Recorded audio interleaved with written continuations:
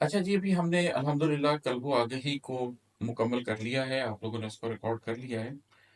तो इससे पहले कि अगली किताब के ऊपर काम शुरू किया जाए, मैं आपको आखिर में सिर्फ़ इतना बताना चाहूँगा कि अगर वो लोग जो सब नहीं सुन सकते या सब नहीं पढ़ सकते, वो बिल्कुल कोई चीज़ा-चीज़ा चीज़ पढ़ना चाहें, तो कम से कम वो क्या इस किताब में से सुन लें, या कम से कम वो क्या इस किताब में से पढ़ लें, तो उनको किसी हद तक अंदाज़ा हो सकता है कि मेरी सोच और मेरा नज़रिया क्या है। देखिए, एक तो मेरी वो वीडियो देख लीजिए जिसके अंदर मैंने अपनी किताबों का इंट्रोडक्शन बताया, क्योंकि उसमें मैंने कल्ब आगही का नाम क्यों रखा है और कल्ब आगही का इंतसाब सूरत कहफ पे क्यों रखा है, उसके बारे में जिक्र किया, वो आप तफसील से सुन सकते हैं। दूसरी जो मेरी पहली किताब के बैक पर मैंने अपने तारुफ में जो नज्म लिखी है, अल कहफ वर रकीम, अगेन ये सूरत कहफ क्यों मेरी जिंदगी की एक आइडेंटिटी है उसके ऊपर है। तो ये एक ऐसी नज्म है जो मैं चाहूंगा कि सारे लोग इसको जरूर सुन लें, ये मैं रिकॉर्ड करवा चुका हूँ। और इसके अलावा कुछ नज़्में हैं जो मेरे हिसाब से बड़ी अहम हैं। अगर कुछ नहीं सुन सकते तो कम से कम उनको सुन लीजिए। उनमें एक है क्वांटम लीप, कि कैसे आप ग्रेजुअल सफर के साथ-साथ एकदम अपने कल्ब में क्वांटम लीप लेकर बहुत ज़्यादा तरक्की कर सकते हैं। ये एक ऐसी नज़्म है जो मैं चाहूँगा कि लोग इसको ज़रूर सुन लें। उसके बाद एक है आग में हाथ, कि कैसे इंसान को ये पता होता है कि उसकी ज़िंदगी में अल्लाह उसको किस काम के लिए बुला रहा है, लेकिन वो अपने नफ्स की ख्वाहिश की वजह से कुछ अरसा रेज़िस्ट करता है, लेकिन फिर एक वक़्त आता है कि उसे एहसास हो जाता है कि नहीं, मुझे इस आग में हाथ डालना ही होगा। मुझे इस सफ़र से गुज़रना ही होगा जिसके लिए अल्लाह मुझे बुला रहा है। फिर उसके बाद एक नज़्म है फुल बहरी, वो मैंने अपनी इस विटिलिगो की डिज़ीज़ पे लिखी है कि कैसे अगर आपका अंदर ग्रो करता है तो बाहर आपके लिए अहमियत नहीं रखता, और आपकी सेल्फ एस्टीम कैसे इंप्रूव हो जाती है। उसके बाद एक नज़्म है हर दौर की ज़ुलेखाओं के नाम। ये तो बहुत ही अहम नज़्म है। अगर कोई कुछ भी नहीं सुन सकता तो कम से कम इस नज़्म को सुन ले। ये हर दौर के उन लोगों के नाम है जो अपने नफ्स के पीछे बड़ी-बड़ी सआदतों से महरूम हो जाते हैं। तो ये नज़्म और इसका कुरानिक बैकग्राउंड क्या है और इसमें कुरान के किन कॉन्सेप्ट्स को मैंने डिस्कस किया है, इसके ऊपर एक पूरी वीडियो मैंने अलहदा से बनाई है। तो ये नज़्म आप लाज़मी देख लें, हर दौर की ज़ुलेखाओं के नाम।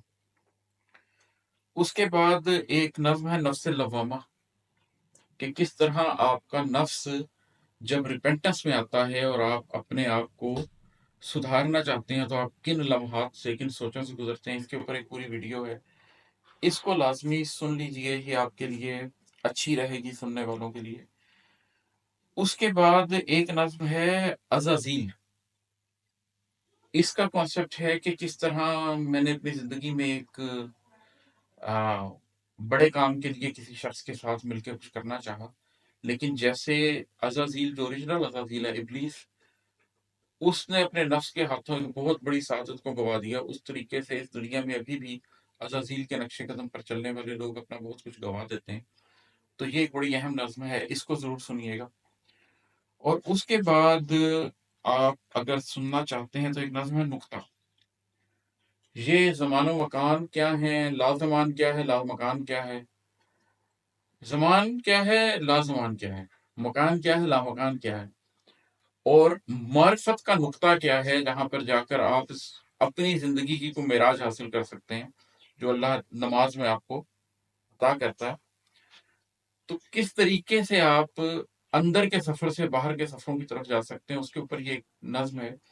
और मैं चाहूँगा कि जो लोग कुछ नहीं सुन सकते, वो इन कुछ नज़्मों को सुन लें, उनमें से एक ये भी है नुक्ता। और आखिरी नज़्म जो मैं चाहूँगा कि वो लाज़मी सुन लें, वो है मदयन। मूसा अलैहिस्सलाम ने मदयन की तरफ हिजरत की थी। उन्हीं की सुन्नत पे अमल करते हुए मैंने भी मेटाफोरिकली एक हिजरत की। तो इसके अंदर वो कुरानिक कॉन्सेप्ट और कैसे उस हिजरत का आदा एक आम आदमी आज के दौर में भी कर सकता है, उसको डिस्कस किया है। तो ये कुछ नज़्में हैं, जो मैं चाहूँगा कि अगर आप लोग कुछ नहीं सुन सकते तो कम से कम इनको यूट्यूब पे सर्च करके ज़रूर सुन लें। मैं ये नज़्में सुनने को आपको इसलिए नहीं कह रहा कि ये नज़्में सुनकर वाह-वाह ज़्यादा होगी। बहुत सी ऐसी नज़्में हैं जो शायद शायरी में इससे भी खूबसूरत हों। बहुत सी ग़ज़लें हैं, लेकिन मैं उनका आपके सामने तारुफ़ नहीं करवा रहा। मैं उन चीज़ों की बात कर रहा हूँ जिनके बारे में मेरा ख़्याल है कि जो उनको सुनेगा तो उससे उसकी ज़ात को फ़ायदा होगा। उसके नफ्स की बेहतरी के लिए, उसके कल्ब की बेहतरी के लिए उसको कुछ सामान मुहैया हो जाएगा और मेरी आखिरत के लिए कुछ सामान मुहैया हो जाएगा।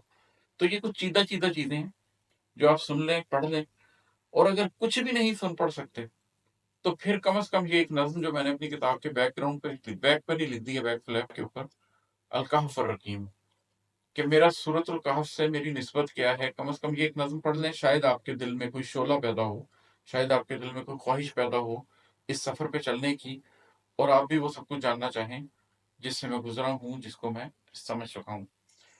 अब ये है कि इंशाअल्लाह ताला हम इसके बाद दूसरी किताब का आगाज़ करेंगे, और दूसरी किताब में मैं पहले तमाम शायरी सिर्फ़ एक-एक पीस करके सुनाऊँगा, कि कोई डिस्कशन या इंटरप्रिटेशन के बगैर, और फिर इंशाअल्लाह उसका एक सेकंड राउंड करेंगे, जिसके अंदर मैं आपको वो अशआर भी सुनाऊँगा और किसी हद तक उसकी एक्सप्लेनेशन और डिस्कशन भी करेंगे।